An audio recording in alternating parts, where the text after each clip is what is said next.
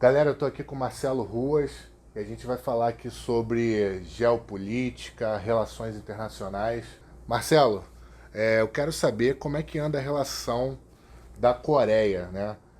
Tem um princípio ali de uma guerra da Coreia do Norte com os Estados Unidos, uma própria guerra interna entre a Coreia do Sul.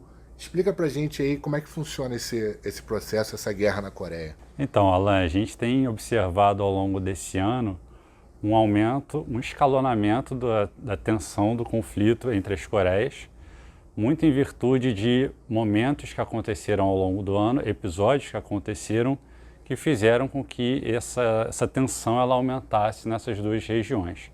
Eu acho que primeiro a tensão ela se aumenta justamente por uma questão histórica de reclamação da soberania por parte dos dois países, da Península Coreana, como também das ilhas ao redor.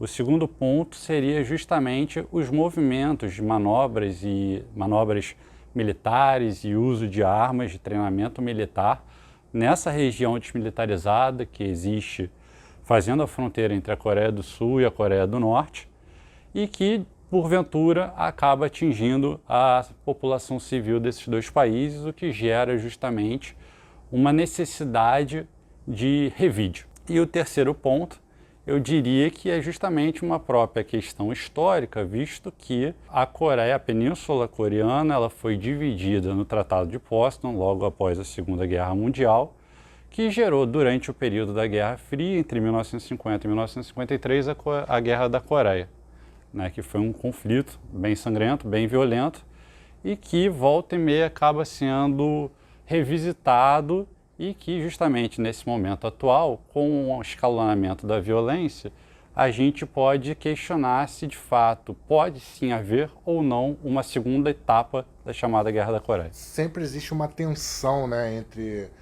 uma guerra mundial, uma terceira guerra mundial, ou os Estados Unidos ali está tendo uma rivalidade com a China, entre Taiwan. Então os países asiáticos ali eles estão sempre num conflito, às vezes, interno deles, né? E também os Estados Unidos ali olhando, ver o que está acontecendo para não deixar estourar uma guerra. E isso traz atenção para outros países. A gente aqui no Brasil acaba não vivendo uma guerra militar no sentido com outros países aqui. Mas a gente talvez tenha uma guerra interna nossa aqui, né, entre os próprios brasileiros, e ninguém quer uma guerra mundial. Como é que você vê essa análise na economia, tá?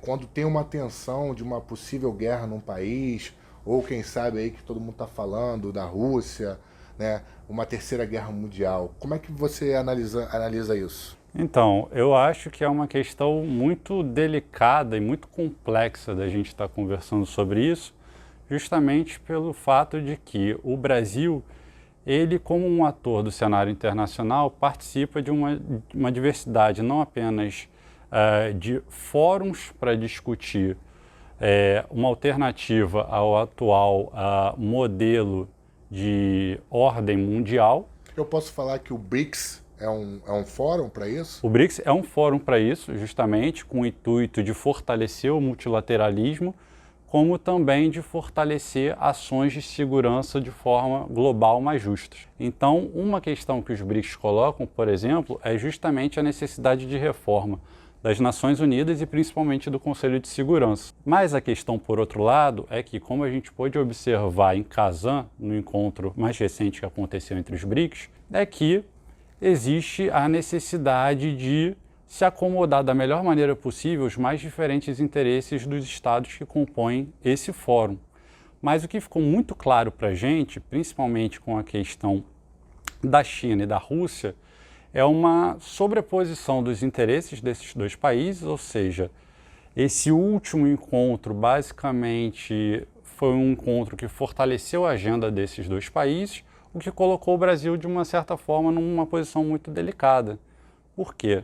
Ao mesmo tempo em que o Brasil faz parte desse movimento de mudança da ordem política internacional, o Brasil tem os seus próprios interesses e que se aproximam muito mais dos aliados, ou seja, posições que são antagônicas ao posicionamento de China e de Rússia. Podemos questionar quais seriam os interesses do Brasil Você poderia mencionar alguns aí? Claro.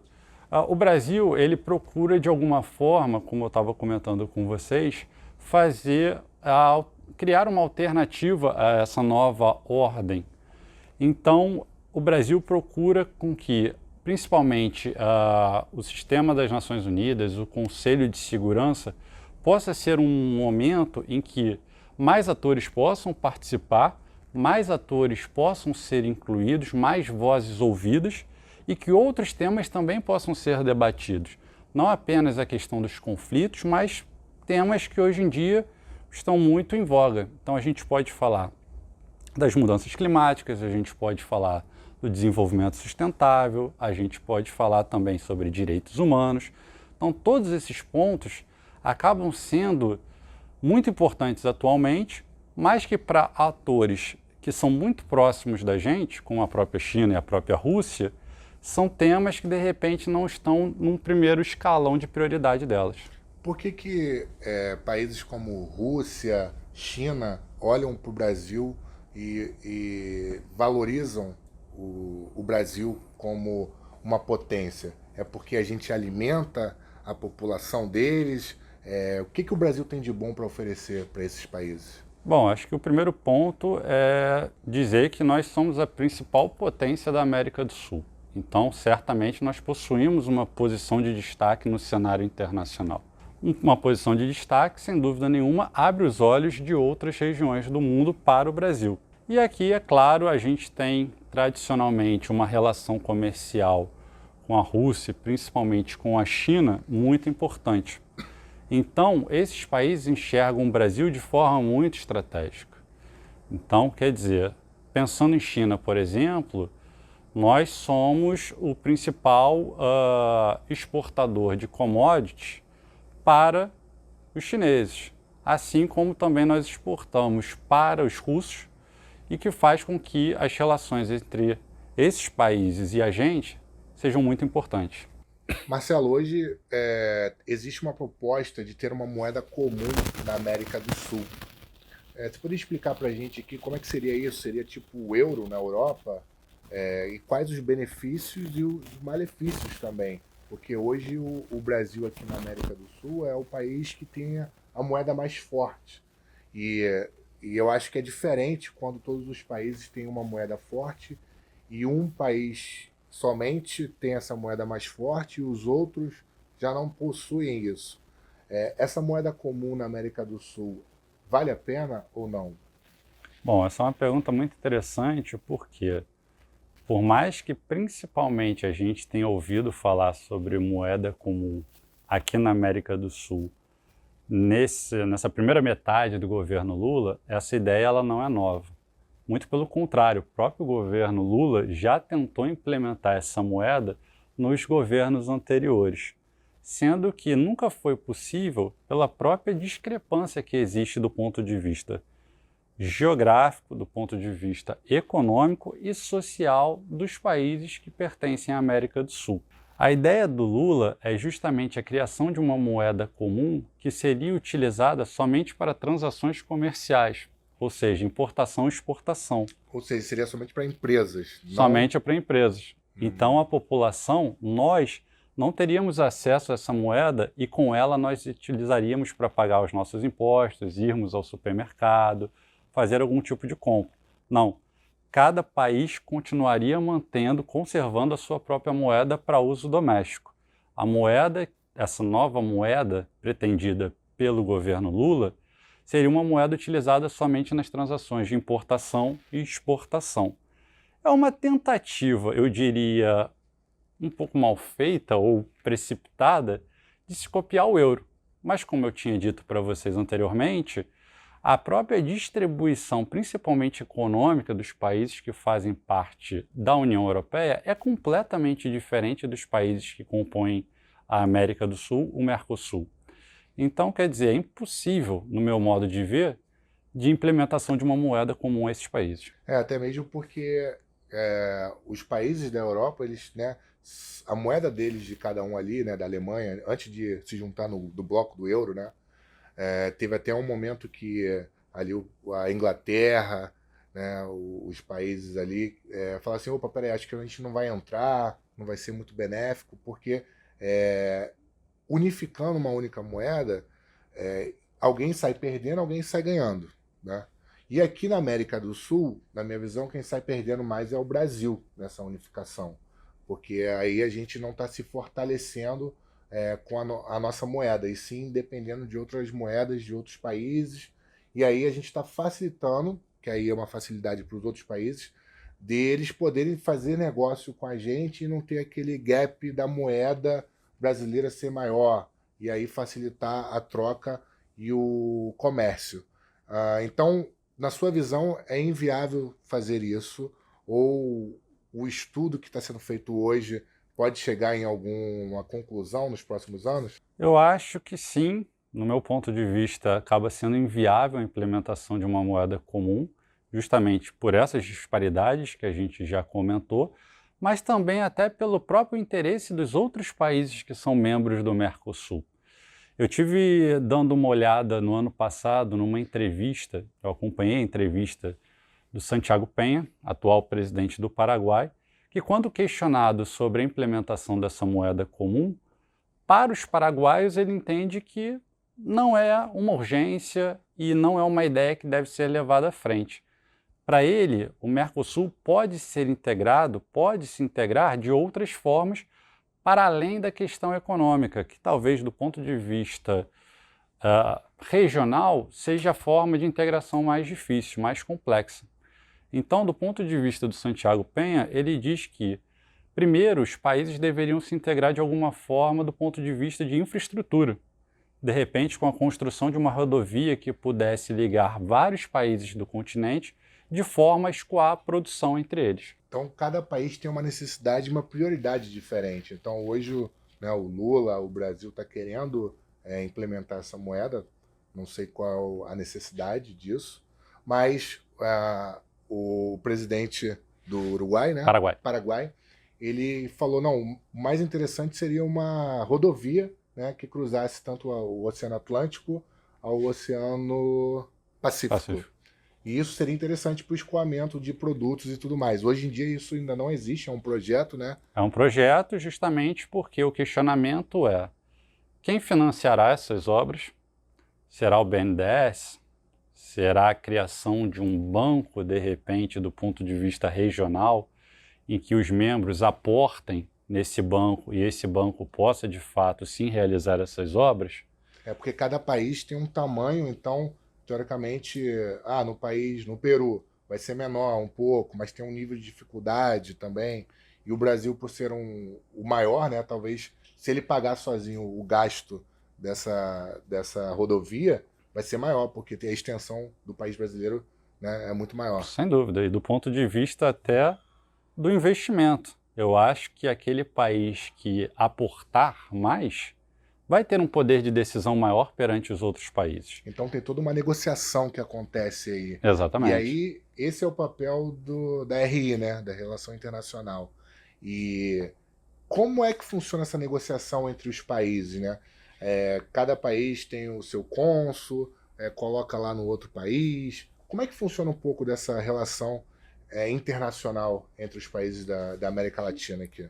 Bom, claro que existem as conversas do ponto de vista do mais alto nível, que envolvem justamente as autoridades políticas de cada um dos países, mas geralmente essas autoridades elas costumam marcar essas reuniões acompanhadas do setor privado, dos grandes empresários, porque são eles também que podem mostrar quais são os interesses nacionais, além dos políticos do ponto de vista das autoridades, mas também econômicos.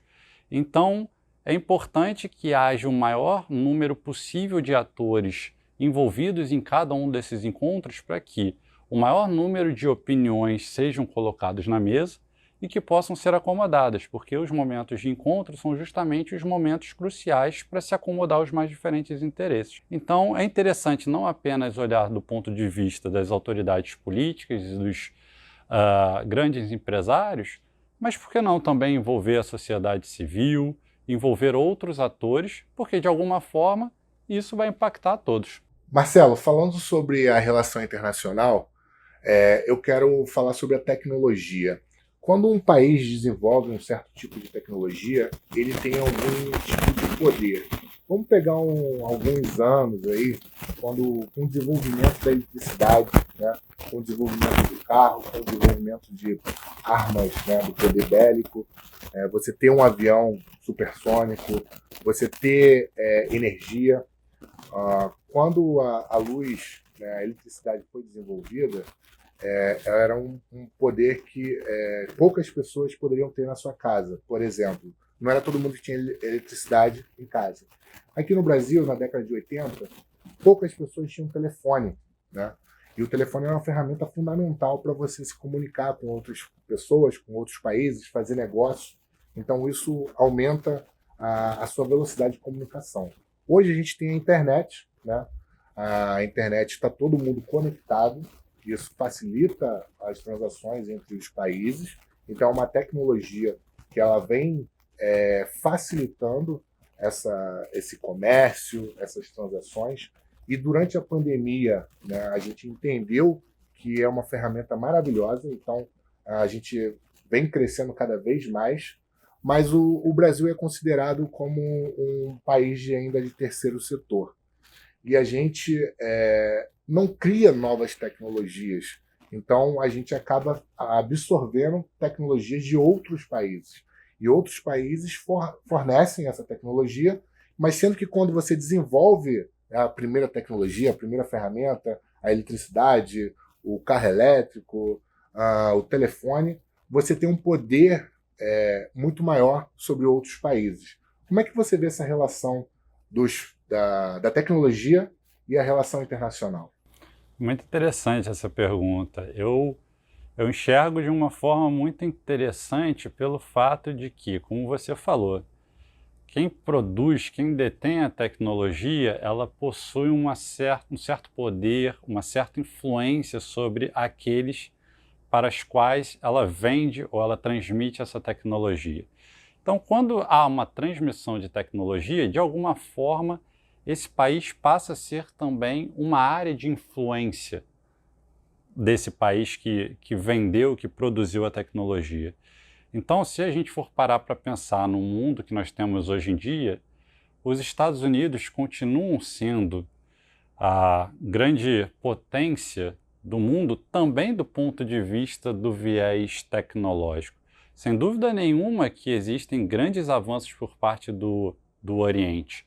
Japão, China, quando a gente olha celulares, quando a gente olha tablets, quando a gente olha essa gama de tecnologias que existem hoje em dia, que estão à nossa disposição, sem dúvida nenhuma. A gente vai parar logo para pensar, bom, esse produto vem da China, ou esse produto vem do Japão, esse produto vem dos Estados Unidos. Ou seja, acabam se tornando referências. E até quando você vai adquirir essa tecnologia, a China tem, os Estados Unidos tem, você tem que escolher qual país você vai fazer essa transação e você vai deixar ele entrar dentro do seu país aqui. Então, existe uma questão aí do poder da tecnologia, de quem detém esse produto, esse serviço, ter uma forma de manobrar a conversa, né, de relações internacionais com os outros países. Sem dúvida, é uma forma de abertura do mercado.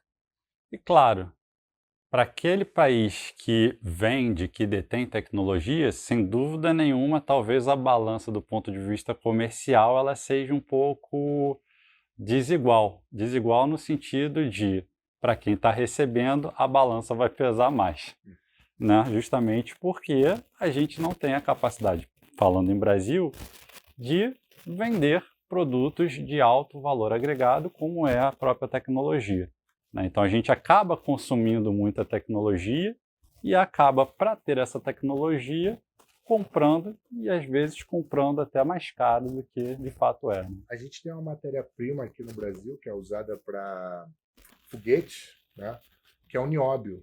E o Brasil, se eu não me engano, detém 95% do nióbio do mundo. E a gente vende de mão beijada esse produto. Então, hoje tem uma tecnologia que é a viagem espacial, né, comercial também, para as pessoas, e elas dependem desse produto, dessa matéria-prima. Então, o Brasil hoje ele não tem a tecnologia, mas ele tem o produto. Como é que funciona essa negociação com os outros países? Bom, como qualquer negociação, a gente tem que ceder um pouco, a gente tem que também colocar um pouco dos nossos interesses envolvidos, mas, como eu falei para vocês, eu acho que a gente ainda está num momento em que, infelizmente, a balança ainda é desfavorável para o nosso lado. Justamente porque, como nós não detemos a tecnologia, nós detemos o interesse em adquirir essa tecnologia, essa balança acaba sendo desfavorável. Mas eu entendo que, a longo prazo, a tendência sim de que a tecnologia ela cada vez mais se espalhe por mais países, se torne algo mais comum, coisa que, se a gente pensar hoje para trás, não era possível e foi acontecendo. É claro que, se a gente for pegar, por exemplo, a internet, a gente nunca vai ter a mesma qualidade de internet do provedor dessa tecnologia, né? Estados Unidos, China, Japão, sempre vão estar um passo à frente da gente. Mas eu acho que o fato de o Brasil ter portas abertas e poder negociar essa tecnologia, por mais que a gente sempre esteja um passo atrás, é importante. É importante ter a tecnologia acima de tudo, né? Perfeito. Hoje a gente fala muito sobre a guerra cibernética entre os países. Dentro da China existe hoje um bloqueio, né, onde algumas empresas não podem adentrar. As pessoas também não têm acesso a site, entre outras coisas, fora do contexto ali da China. Hoje a China já existe uma forma de pagamento eletrônico através da Face, através da digital. Existe um projeto dentro da China que não é mais usar o dinheiro de papel, e sim você fazer todos os pagamentos de forma digital. Claro, cada país tem uma cultura, tem um processo. Como é que você vê essa normativa de o governo, o país, colocar algumas obrigações para as pessoas seguirem dentro daquele processo usando as tecnologias que eles oferecem, não dando a opção de escolha entre outras tecnologias? Isso é para manter a segurança ou isso é para manter uma alienação das pessoas? Ou você vê isso como fortalecimento da própria tecnologia desenvolvida por aquele país? Eu diria que são os dois pontos. Eu acho que é uma forma, sim, de, inicialmente, manutenção da tecnologia produzida por aquele país e, de uma certa forma, utilizar a população como uma espécie de cobaia. Seria um termo ruim para dizer, mas eu acredito que sim. Uma forma de utilizar a própria população para experimentar essa tecnologia, mas, por outro lado, sem dúvida nenhuma, também é uma forma de controle interno. Então, ao mesmo tempo em que existe sim o desejo de verificar e avaliar a eficiência da tecnologia, existe sim uma necessidade, principalmente por parte do governo, uma vontade por parte do governo, de apreensão da tecnologia e também, cada vez mais, através da tecnologia, de conhecimento da sua própria população. Então, eu diria que seria um pouco das duas partes da pergunta. Perfeito, Marcelo. Eu quero deixar esse momento agora, esse espaço, para você falar para o jovem que está querendo fazer relações internacionais. O que você passaria de dica, de orientação para esse jovem que quer fazer o curso de Relações Internacionais? Bom, eu acho que eu vou começar dizendo que é importante ter pé no chão. Eu acho que é importante você ser realista. Claro que a gente é sempre movido pelos nossos sonhos, pelos nossos objetivos, mas principalmente ter pés no chão, um passo de cada vez. A trajetória não é fácil, a trajetória é uma trajetória difícil, é uma trajetória de muitos desafios, mas que, se de fato você quer perseverar dentro da área, você tem condição. É claro, é importante sim você tentar se cercar, principalmente durante a graduação, de profissionais, já ter essa mentalidade profissional dentro da universidade. De que forma eu posso alcançar o meu objetivo, dar o primeiro passo de uma forma profissional, estando dentro da universidade? Então, é se cercando de bons profissionais, pedindo orientação aos professores, conversando, de repente, com profissionais recém-formados para saber com eles como é que foi o caminho que eles seguiram. E a questão dos idiomas também. Hoje Sim, você fala claro, quantos claro. idiomas? Eu falo português, inglês, espanhol e estou aprendendo o alemão também. É poliglota que se fala? Poliglota.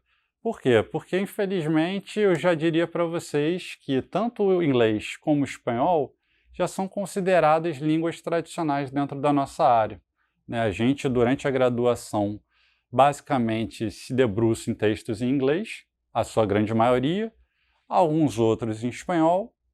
Então é importante vocês aprenderem uma terceira língua para além dessas, porque acaba sendo um diferencial, sem dúvida nenhuma. E línguas, quando a gente fala em línguas em relações internacionais, a gente está falando de uma ferramenta de trabalho que com certeza a gente vai utilizar no mercado. Então é muito importante que vocês se aperfeiçoem nas línguas, busquem esses contatos que eu comentei com vocês, de tentar se cercarem de pessoas que já têm uma experiência no mercado, com que vocês possam conversar, saber qual foi a trilha seguida por essas pessoas, para que, se o objetivo for criar uma trajetória pessoal, que vocês não partam de peito aberto para essa trajetória, porque sem dúvida nenhuma vai ficar muito mais difícil, né? Perfeito, Marcelo. Quero agradecer muito a sua entrevista Obrigadão, e Alan. até a próxima, galera. Valeu, galera.